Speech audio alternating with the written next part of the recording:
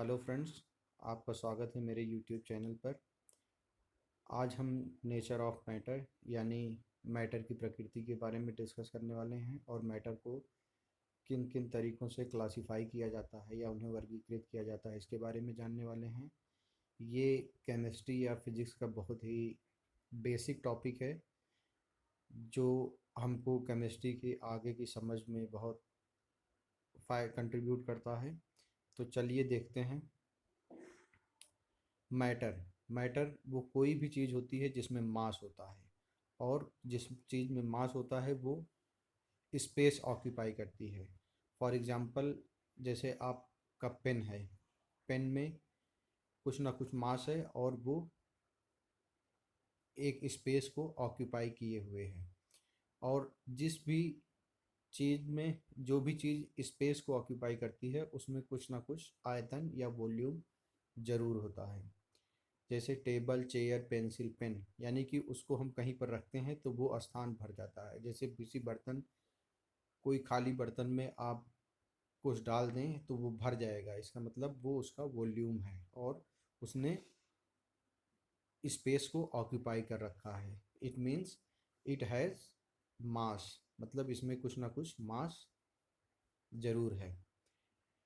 Matters को हम कुछ वैरायटी या फॉर्म्स में देखते हैं।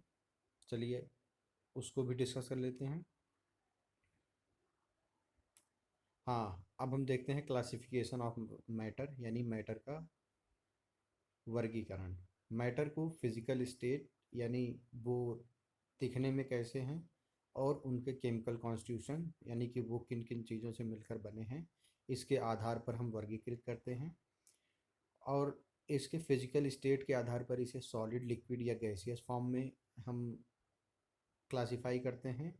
इसका और भी एग्जाम्पल्स हैं, लेकिन वो स्टेट बहुत ही रेयर होती है। जैसे बोस आइंस्टाइन कंडेंसेट, ये बहुत ही लो टेम्परेचर पर ये पदार्थ की स्थिति पाई जाती है।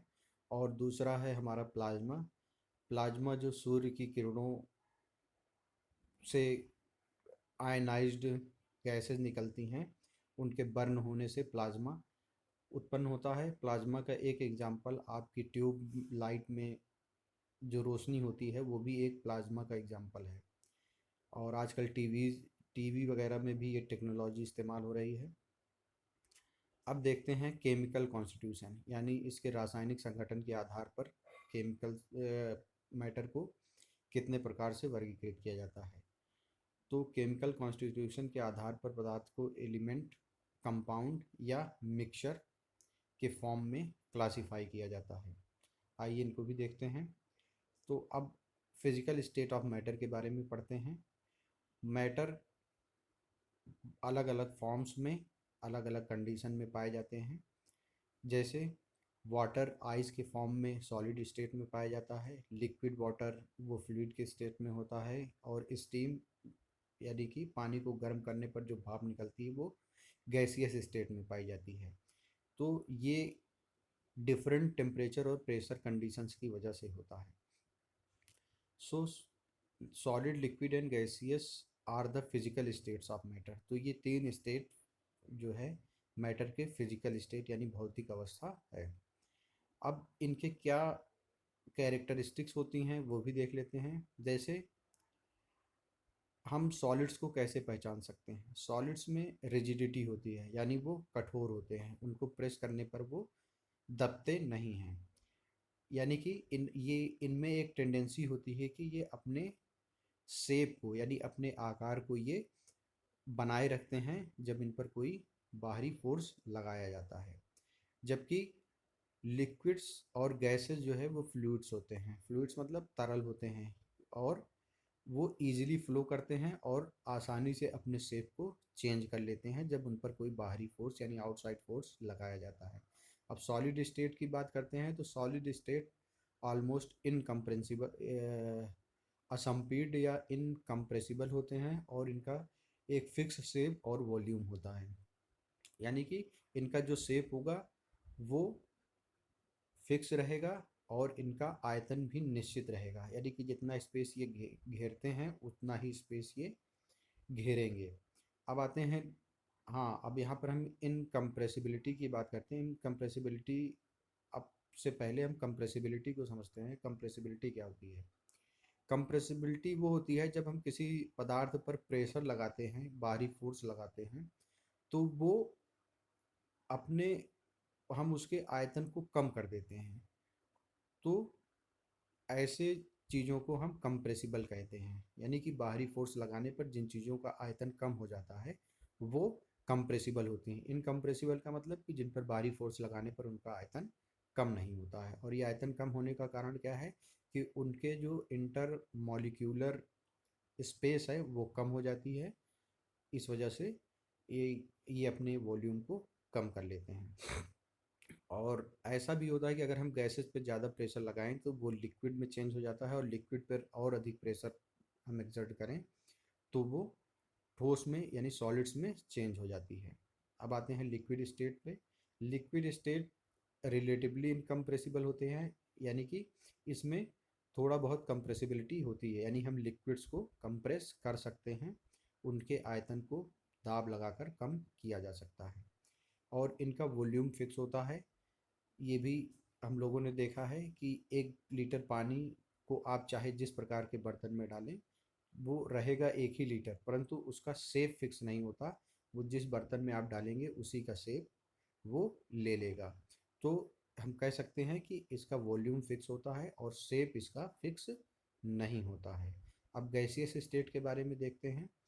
गैस क्या होती है? एक हाईली कंप्रेसिबल फ्लूइड होता है, यानी कि एक ऐसा तरल होता है जिसको हम बहुत ही ज़्यादा कंप्रेस कर सकते हैं। यानी कि किसी गैस को हम कंप्रेस करके उस पर प्रेशर डालकर उसके आयतन को कम कर सकते हैं, और ये आयतन में कमी होने के साथ साथ ये लिक्विड और सॉलिड फॉर्म में चेंज हो सकता है।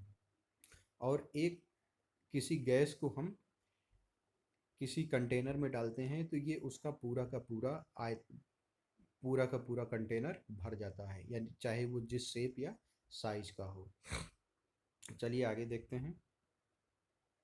हाँ, इंटरमॉलिक्यूलर फोर्सेस। इंटरमॉलिक्यूलर फोर्सेस क्या होते हैं? जो पदार्थ होता है उनके अणुओं के बीच जो बल कार्य करता है वही उनके शेप को डिसाइड करता है, उनकी कंप्रेसिबिलिटी को डिसाइड करता है। जैसे सॉलिड, लिक्विड और गैसियस फॉर्म्स मैटर को हम इनके इंटरमॉलिक्यूलर फोर्सेस के आधार पर भी हम क्लासिफाई कर सकते हैं। जैसे सॉलिड के केस में क्या होता है, ये इंटरमॉलिक्यूलर फोर्सेस यानी इनके अणुओं के बीच का जो बल होता है और वो इतना अधिक होता है कि इनके सभी पार्टिकल्स को एक साथ रखता है, जिसकी वजह से इनका शेप एक निश्चित जो है आकार होता है या एक डेफिनिट शेप होता है। सॉलिड के पार्टिकल्स भी एक दूसरे के बहुत ही अधिक क्लोज होते हैं, और जिसकी वजह से इनकी डेंसिटी बहुत ज़्यादा होती है और इनकम्प्रेसिबिलिटी कम होती है। हम जानते हैं कि किसी पदार्थ में जितने नज़दीक अणु होंगे वो उतना ही ज़्यादा डेंस होगा, और जितने दूर होंगे वो उतना ही ज़्यादा स्कार्स होगा। अब आइए कंप्रेसिबिलिटी पर कंप्रेसिल कंप्रेसिबिलिटी के बारे में जानते हैं। When pressure is applied on fluids they occupy little space which is due to the compressibility.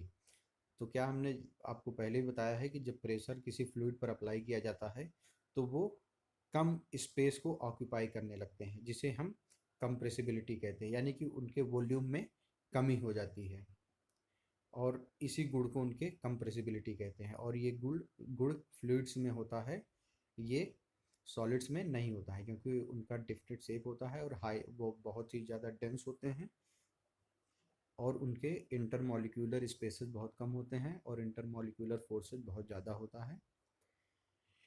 और इनमें इनके पार्टिकल का एक हाईली ऑर्डर्ड अरेंजमेंट होता है, जिसे हम लैटिस कहते हैं। सॉलिड्स में एक हाईली ऑर्डर्ड अरेंजमेंट होता है पार्टिकल्स का, यानी पार्टिकल्स जो है वो एक दूसरे के साथ एक क्रम में जुड़े रहते हैं, जिसकी वजह से ये अपना ठोस आकार बनाए रखते हैं। और इस अरेंजमेंट को लैटिस कहा जाता है। लिक्विड्स में इंटरमॉलिक्यूलर फोर्सेज सॉलिड्स की अपेक्षा कम होते हैं, लेकिन ये इतने होते हैं कि ये सभी पार्टिकल्स को एक साथ रख सकें, लेकिन इतने अधिक नहीं होते हैं कि उनको एक फिक्स पोजीशन में रख सकें।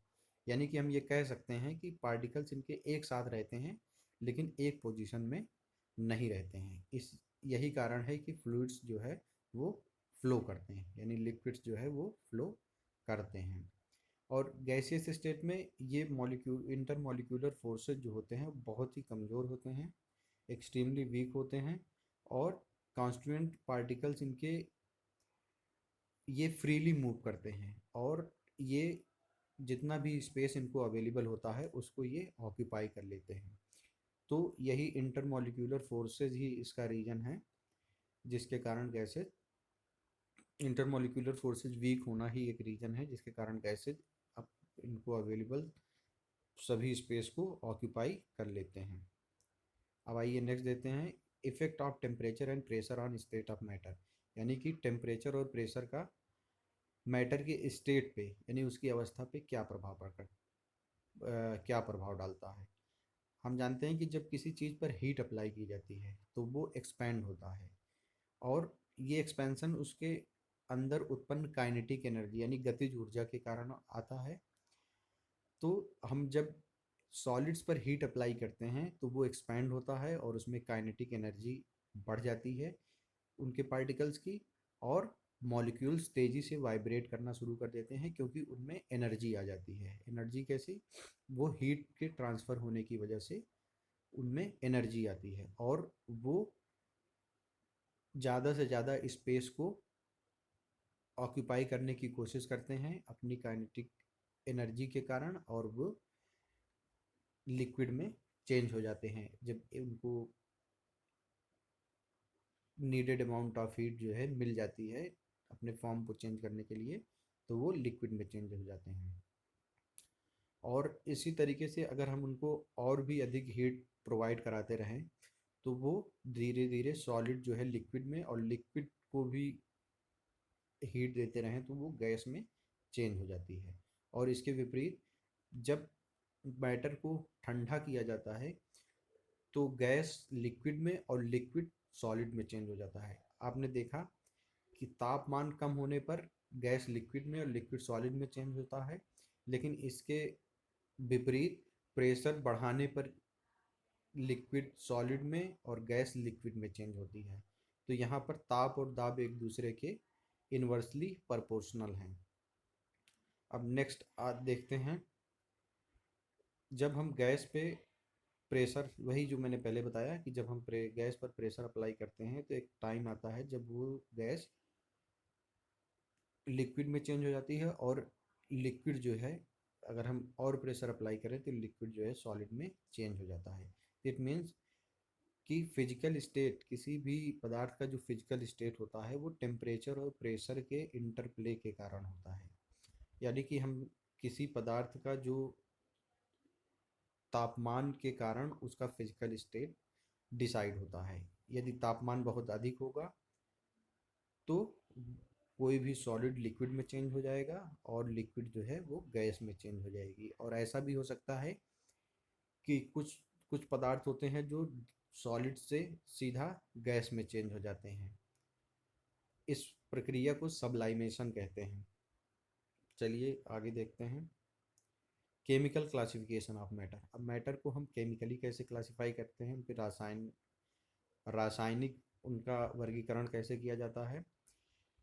अब हम देखते हैं कि केमिकल कॉन्स्टिट्यूशन के आधार पर जो है मैटर को क्लासिफाई करने से पहले हम उनके फिजिकल और केमिकल चेंजेस के बारे में जान लेते हैं। फिजिकल चेंजेस क्या होते हैं? फिजिकल चेंज किसी मैटर के फॉर्म को चेंज करता है, ना कि उसकी केमिकल आइडेंटिटी को। यानी पदार्थ तो वही रहेगा लेकिन उसका फॉर्म चेंज हो जाएगा। जैसे शुगर सॉल्ट में चेंज हो जाता है, शुगर और सॉल्ट को हम वाटर में अगर घोलते हैं तो वो डिज़ोल्व हो जाता है, और फिर हमें शुगर और सॉल्ट के पार्टिकल दिखाई नहीं देते हैं। लेकिन क्या होगा, जब हम पानी को इवेपोरेट कर देंगे तो फिर शुगर और सॉल्ट जो है हमको वो प्राप्त हो जाता है। तो इस तरीके के चेंजेस को हम फिजिकल चेंज कहते हैं। इसमें पदार्थ की जो केमिकल आइडेंटिटी यानी रासायनिक जो उनकी पहचान है उसमें कोई चेंज नहीं होता है। जबकि केमिकल चेंजेस में क्या होता है, केमिकल चेंजेस या केमिकल रिएक्शन में क्या होता है, एक या एक से अधिक मैटर जो है वो चेंज होकर नए मैटर में बदल जाते हैं। जैसे ऑक्सीजन और हाइड्रोजन, हाइड्रोजन को अगर हम रिएक्शन कराते हैं तो उससे हमारा वाटर बनता है। तो वाटर की आइडेंटिटी ऑक्सीजन और हाइड्रोजन से बिल्कुल डिफरेंट हो जाती है। तो ये एग्जाम्पल है केमिकल चेंजेस का। इसमें मैटर या जो पदार्थ होता है वो अपनी आइडेंटिटी को चेंज कर लेता है, उससे एक या एक से अधिक जो है मैटर बन जाते हैं जब केमिकल चेंज होता है तो। और इसको फिजिकल मीन्स से अलग नहीं किया जा सकता है।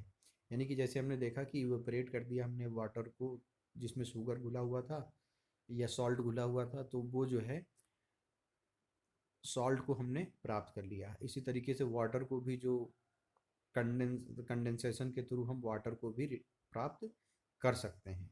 लेकिन यहाँ पर केमिकल चेंजेज में ऐसा नहीं होता, फिजिकल मीन्स से हम उनको दोबारा जल को ऑक्सीजन और हाइड्रोजन में नहीं बदल सकते हैं। इसके लिए हमको फिर केमिकल रिएक्शन के थ्रू ही जाना पड़ेगा।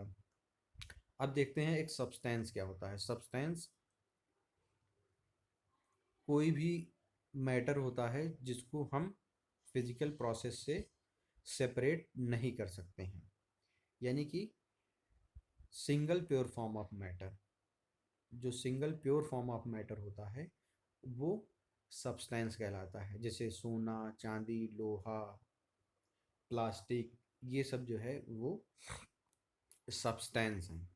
इनको हम फिजिकल मीन से अलग नहीं कर सकते, इनको हम जो है अलग अलग पार्ट में चेंज नहीं कर सकते हैं। और इसी तरीके से शुगर, सॉल्ट, कोल, ये भी जो है एक तरीके के सब्सटेंस हैं, पदार्थ हैं। इनमें एक प्योर काइंड ऑफ मैटर होता है। यानी शुगर के जो भी रासायनिक संगठन हो वो एक सब्सटेंस है, और इसका केमिकल कंपोजिशन माइक्रोस्कोपिक स्केल पे, यानी शुगर के हम चाहे जितने छोटे टुकड़े करते जाएं फिजिकली, तो माइक्रोस्कोपिक स्केल पर भी शुगर की आइडेंटिटी सेम रहेगी, या सॉल्ट की आइडेंटिटी सेम रहेगी, वो सॉल्ट ही रहेगा। तो इस तरीके के जो single pure form of matter होता है, जो किसी चीज़ का मिक्सचर नहीं होता है, वो सब्सटेंस कहलाता है। जैसे कि मैंने आपको एग्जांपल दिया, लोहा, लकड़ी, सोना, चांदी, हीरे, ये सब तो एक सिंगल एलिमेंट से बनते हैं। उसी तरीके से प्लास्टिक जो कई सारी चीज़ों से मिलकर बना, कई सारी केमिकल से मिलकर बना होता है, लेकिन प्लास्टिक की एक अलग आइडेंटिटी होती है। हम प्लास्टिक को देखकर पहचान लेते हैं कि ये प्लास्टिक है, और वो किसी भी चीज़ का मिक्सचर नहीं होता है। अब नेक्स्ट आते हैं केमिकल, केमिकली हम कैसे क्लासिफाई करते हैं मैटर को। तो मैटर का सबसे पहला क्लासिफिकेशन एक एलिमेंट के फॉर्म में। Element is basic form of matter that can not be broken down into simpler substances by physical reactions. तो एलिमेंट क्या होता है, वो बेसिक फॉर्म होता है मैटर का, और उसको फिजिकल रिएक्शन के थ्रू जो है छोटे, यानी कि उनके कॉन्स्टिट्यूएंट पार्टिकल में तोड़ा नहीं जा सकता है। एलिमेंट्स जो है वो बिल्डिंग ब्लॉक्स होते हैं बहुत सारे सब्सटेंसेस के। जैसे कि कॉमन सॉल्ट से लेकर एक्सट्रीमली कॉम्प्लेक्स प्रोटीन्स तक। तो प्रोटीन्स या कॉमन सॉल्ट चाहे जो भी हो, वो एलिमेंट जो है उनका बिल्डिंग ब्लॉक होते हैं, यानी एलिमेंट्स से ही मिलकर ये सारे सब्सटेंस बनते हैं। और एक एलिमेंट में केवल एक तरीके के ही एटम्स होते हैं। यानी कि हाइड्रोजन है तो केवल हाइड्रोजन ही रहेगा, जल है तो उसको हम एलिमेंट नहीं कहेंगे, क्योंकि उसमें अलग अलग तरीके के एलिमेंट्स हैं। उसमें हाइड्रोजन और ऑक्सीजन मिला हुआ है, तो वो एक एलिमेंट नहीं है। लेकिन केवल एक तरीके के एलिमेंट्स रहेंगे, एक तरीके के एटम्स रहेंगे, तो उसको हम एलिमेंट्स कह सकते हैं। अब एटम्स के बारे में जानते हैं। एटम्स क्या हैं? ये स्मॉलेस्ट यूनिट है मैटर का, और जिनको फर्दर हम डिवाइड नहीं कर सकते हैं। और ये किसी भी पदार्थ की जो प्रॉपर्टी होती है वो डिस्प्ले करते हैं, यानी एटम्स के लेवल पर ही जो है पदार्थ की जो प्रॉपर्टी होती है वो आती है, क्योंकि उसमें किसी भी एटम में एक सेट ऑफ न्यूट्रॉन्स, प्रोटॉन्स और इलेक्ट्रॉन्स रहते हैं, और उसी आधार पर ही उसकी केमिकल आइडेंटिटी या डिसाइड होती है। तो एलिमेंट जो है बहुत ही छोटे छोटे इनविजिबल पार्टिकल्स से मिलकर बने होते हैं। एक एलिमेंट वो बहुत ही छोटे छोटे पार्टिकल्स जिन्हें एटम्स कहा जाता है उनसे मिलकर बने होते हैं। और सभी एलिमेंट्स के, यानी मैं एक प्रकार के ही जो है एटम्स से बनने वाले चीज़ों की बात कर रहा हूँ जो एलिमेंट होते हैं। और एलिमेंट की जो है मास और प्रॉपर्टी जो है वो हमेशा एक तरीके की रहती है, यानी कि हाइड्रोजन चाहे यहाँ पर हो चाहे कहीं पर भी हो, उसके मास और प्रॉपर्टी सेम रहेंगी। ऐसा नहीं कि यहाँ पर पाया जाने वाला हाइड्रोजन अलग हो और कहीं और पर पाया जाने वाला हाइड्रोजन अलग हो, यहाँ पर पाया जाने वाला ऑक्सीजन अलग हो और कहीं और पर पाया जाने वाला ऑक्सीजन अलग हो। एटम्स को ना ही तो बनाया जा सकता है और ना ही इसे डिस्ट्रॉय किया जा सकता है, और ना ही इसे किसी अन्य एलिमेंट्स के एटम में चेंज किया जा सकता है। यानी कि हाइड्रोजन को हम ऑक्सीजन में या ऑक्सीजन को हाइड्रोजन के एटम्स में चेंज नहीं कर सकते हैं। हाँ, अब आते हैं कंपाउंड्स की बात। तो जब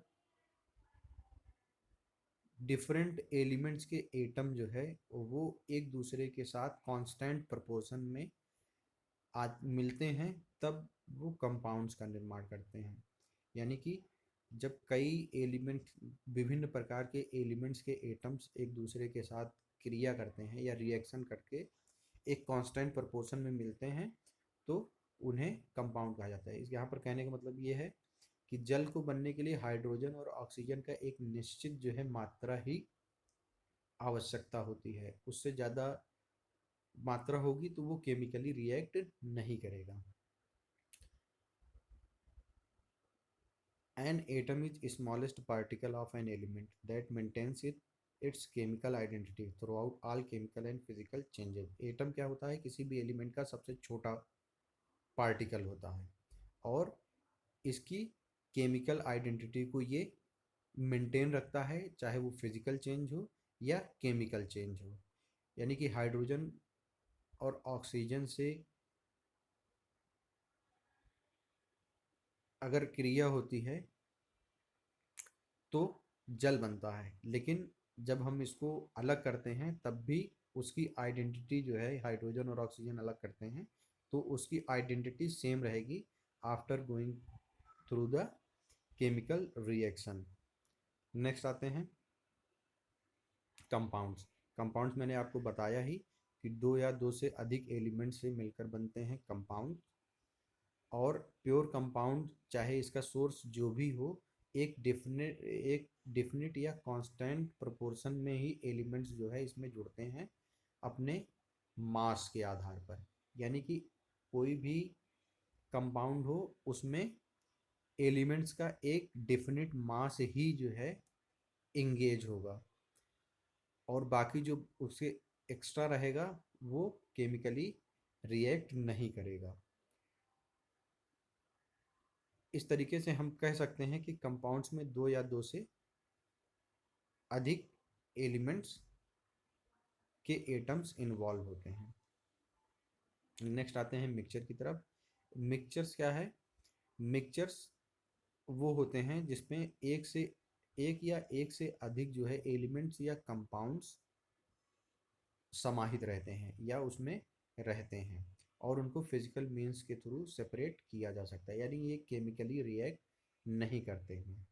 और इनका कंपोजिशन भी वेरिएबल होता है, यानी कि अलग अलग तरीके से हम चाहें तो कितने भी जो है रेत में कितना भी चीनी मिला दें या क्या कहते हैं कोयला मिला दें, तो क्योंकि वो केमिकली रिएक्ट करते नहीं हैं, इसलिए किसी भी प्रोपोर्शन में इनको मिक्स किया जा सकता है और इनको फिजिकल मीन्स के थ्रू अलग की भी किया जा सकता है। और मिक्सचर्स को दो तरीके से क्लासिफाई किया जाता है, एक होमोजीनियस मिक्सचर्स और दूसरा हेट्रोजीनियस मिक्सचर्स। होमोजीनियस मिक्सचर्स कैसे होते हैं? जो जिनका कंपोजिशन यूनिफॉर्म रहता है, यानी कि आप एक गिलास पानी में चीनी घोलेंगे तो चाहे उसकी बूंद उसके ऊपर के पार्ट से, बीच से या नीचे से, चाहे जहाँ से भी लेंगे, अगर चीनी पूरी तरीके से मिक्स हो गई है तो हर जगह की स्वीटनेस सेम होगी। तो यानी कि हर जगह शुगर के पार्टिकल्स समान मात्रा में पाए जाएंगे, तो इस तरीके के मिक्सचर्स को सॉल्यूशन कहा जाता है। और हेट्रोजीनियस मिक्सचर्स जिनमें केमिकल कंपोजिशन सेम नहीं होता है, यानी कि कहीं पर सॉल्यूट या सॉल्वेंट की मात्रा ज़्यादा होगी, कहीं पर कम होगी। तो अब जो है मेरे ख्याल से मैं आपको बताने में